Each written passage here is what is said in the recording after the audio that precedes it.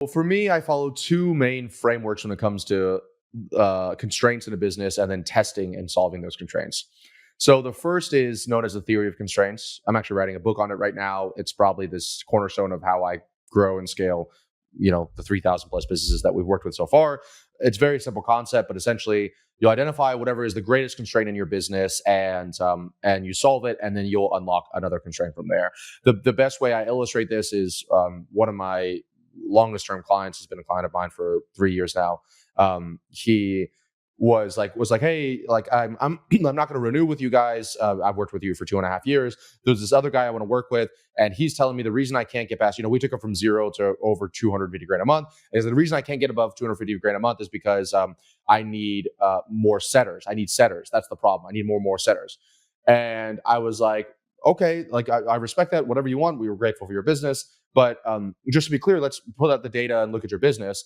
And when we looked at everything, it was obvious that his biggest bottleneck was he didn't have enough salespeople because he didn't have enough appointment space on the calendar. Like, you physically couldn't book within the next 2 days. He was booked out 5, 6, 7, 8 days.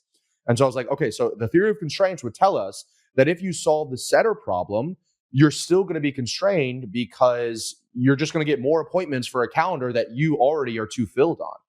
And he ended up, I actually met him in Miami. He ended up being like, look, I respect that. I'm going to go do it. Long story short, went over there 4 months later, came back and was like, dude, now I lost the setter that I hired because they weren't making enough money because they weren't able to set appointments that actually could show up on the calendar. And she was like, I know I need to hire a salesperson.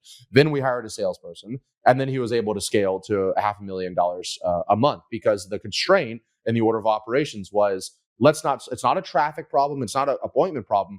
It is a calendar space problem. So let's hire a salesperson first. And then once we hire the salesperson, then we can hire the setters. And so most people, number one, they aren't able to even identify the right constraints in their business, which is what that data tracking is for in the first. That's why you need data, so you can just clearly see that's the constraint. And then the second thing is they don't know the right order of operation. So arguably, every person listening to this that takes sales calls, we all have a constraint of not enough sales calls. Like that's you could always have more sales calls, right? And so that's always a constraint, but you need to make sure, is that the first constraint I need to solve? Or is it because I have a shitty product? Is it because I have a bad offer, right? And so those could be real constraints that you solve first. So most people can't even identify it. And second of all, they can't even identify which one to do first. So that's the first theory and methodology I use to scale. Can we stay on that for a second? Because that's super important, because like theory of constraints is something that most people will not understand, right? Or most haven't heard before. How do you identify what is the biggest constraint?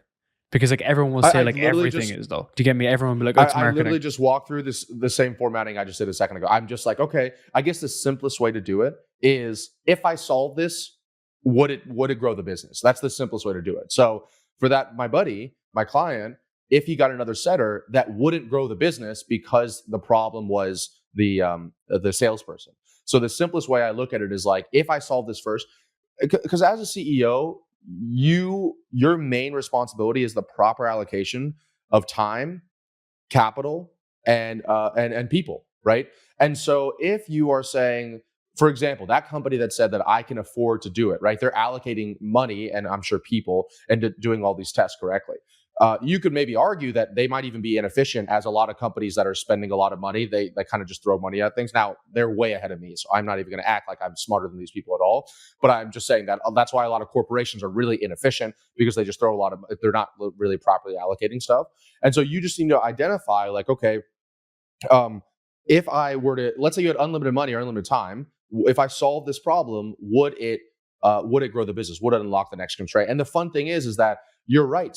There's an unlimited amount of constraints. Everything is a constraint in your business, which is why it's not just properly identifying it, but it's doing it in the right order. And that's why some people will be doing 10K a month for 2 years, and then they'll work with us. And then within 30 days, we do the first 100 grand a month. And that's not me trying to brag.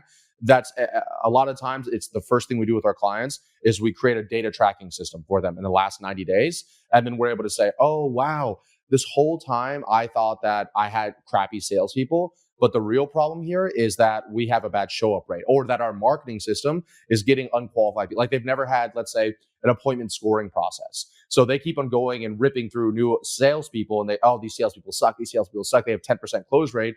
When we go back and we analyze, let's say the last 50 closes they did, and wow, okay, out of the 50 closes, let's say 45 of them had this certain income bracket. They came from this traffic source. They had consumed this much content, and it was this style of avatar. And so then if we make that what our marketing process is attracting, and we cancel or curate any appointment that comes on that's not those people, all of a sudden those same shitty salespeople that are closing at 10% are now closing at 40%, right? And so that's ultimately, really, in my opinion, that's why I'm writing this book on this. That's really the key to business growth. It's obviously always easier said than done, but it's making sure you're properly identifying whatever the constraint is. If you want my help installing any of these systems in your business done for you, be sure to book a call with my team down below.